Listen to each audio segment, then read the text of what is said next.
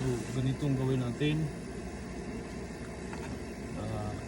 Ito tanggalin natin yung cover niya.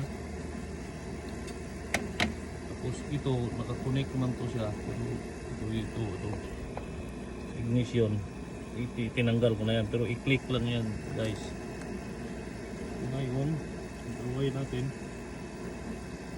tanggalin natin itong ano dito sa screw para matanggal mo na yung ignition coil.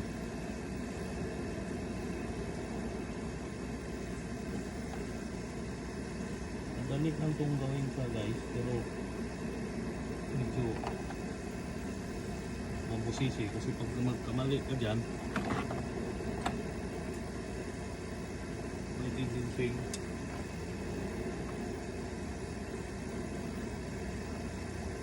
masira yung ano. Pinapalamig ko lang ang engine guys. Nga pala, bago kayo tanggal ng spark plug, kailangan talagang malamig-lamig na spark plug.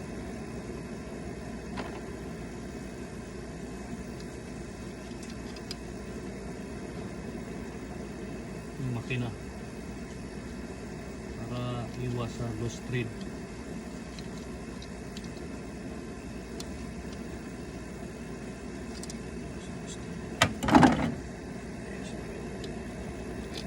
Ito yung ano ng ignition coil na papalitan.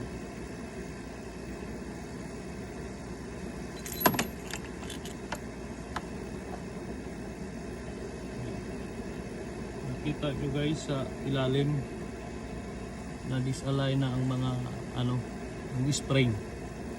Ano, itong isa spring disalign na.